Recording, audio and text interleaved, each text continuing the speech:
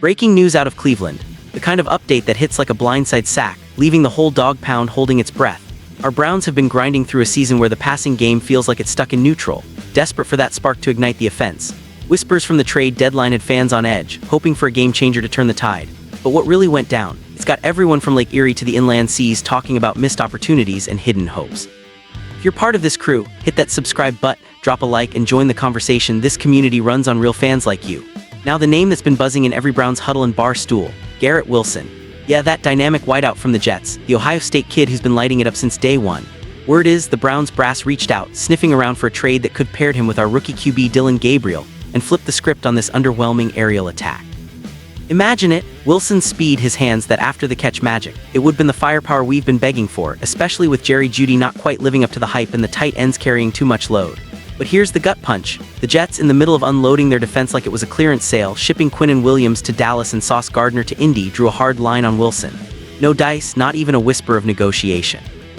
According to our insider Mary Kay Cabot, they shut it down faster than an Aaron Donald rush. Wilson's racked up over 1,000 yards each of his first 3 seasons, and even in this nightmare year for the Jets, he's got 36 catches, 395 yards, and 4 scores.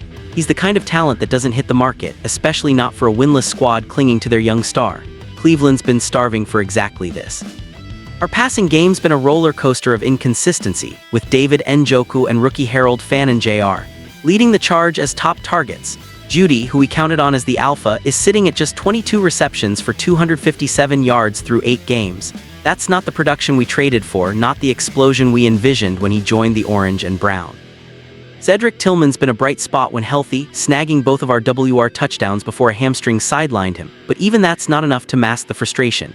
Head coach Kevin Stefanski's been preaching patience, standing by his group. "I like our guys. I like the skill sets we have with that group," he said before the deadline.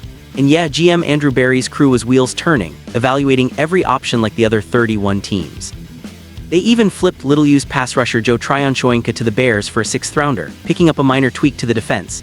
But no big splashes on offense. It's that quiet desperation, the what-ifs that keep Dog Pound faithful up at night. As the dust settles from the deadline, you can't help but feel the weight of another season teetering. The Browns are 2.5-point favorites on the road against those same Jets this Sunday. Ironic, right? Facing a team that just rebuffed our advances, but hey, maybe karma's got a play in mind. With Wilson staying put in New York, our focus shifts inward. Can we rally around what we've got? Is this the moment the young guns step up? The tension's thicker than a Cleveland fog, and every fan knows that familiar ache of hope mixed with heartbreak. But let's not write off the fight just yet. There's a silver lining peeking through the clouds over Berea, and it's got the dog pound buzzing with cautious optimism. Cedric Tillman, that third-year receiver who's shown flashes of brilliance, is set to make his triumphant return against the Jets after missing 4 games with that nagging hamstring. Stefanski's all smiles about it. "I thought Ced looks really good. He's worked very hard in his rehab, so it looks like he'll be good to go."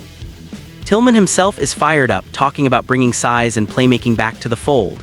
"Just bringing that big-body receiver, get some more size out there," he said. "I feel like I can make some plays for this team." For rookie QB Dillon Gabriel, who's been finding his footing amid the struggles, just 4 starts in, still searching for rhythm, Tillman's return could be the reset button. We've seen what Ced can do. Those 2 TD grabs early on, the promise before the injury hit in Week 4 against Detroit. He's not just a target, he's a blocker in the run game, adding depth to an offense that's leaned too heavily on the tight ends. Njoku and Fannin have been solid, no doubt, but the wideouts need to step into the spotlight if we're going to climb out of this funk.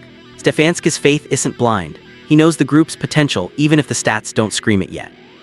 Jeudy's been quiet, sure, but there's pedigree there. We didn't bring him in for nothing. And with Tillman back, maybe the chemistry clicks. Picture this, Gabriel dropping back, Tillman streaking downfield, Jeudy working the intermediate routes. It's the kind of synergy that could turn Sunday's matchup into a statement win. The Jets, still winless and gutted on defense after their fire sale, present an opportunity. No Williams clogging the line, no Gardner locking down receivers. It's as wide open as it gets for Cleveland. Yet the shadow of that Wilson inquiry lingers. What if the Browns had landed him? A former first-rounder, Buckeye through and through, returning to Ohio roots in pewter and black. Wait, orange and brown. It would have been poetic, a homecoming that electrifies First Energy Stadium. Fans would have erupted, the dog pound howling louder than ever. Instead, we're left with the reality of building from within, scraping together wins in a league that punishes the hesitant. Berry's moves were subtle, but they're calculated. That trade for a pick shows they're thinking long-term, not just patching holes. This is Cleveland football, after all. The factory of sadness has taught us resilience, turning heartbreak into fuel. Remember the playoff runs, the Baker Mayfield magic, the Chubb grinds. It's in our DNA to believe when others doubt. As we gear up for the Jets, the emotional stakes couldn't be higher. A victory here isn't just 2 points, it's validation, a step toward proving the front office's vision. The passing game's woes, well, grind through them, just like the defense that's kept us in games. Dog pound, this one's for you. The faithful who brave the lake effect wins, who chant "Here we go Brownies" through thick and thin. Wilson's staying in New York, but our story's far from over. With Tillman back and Gabriel growing, there's fire in the belly. Hit the field Sunday, show the league what Cleveland's made of.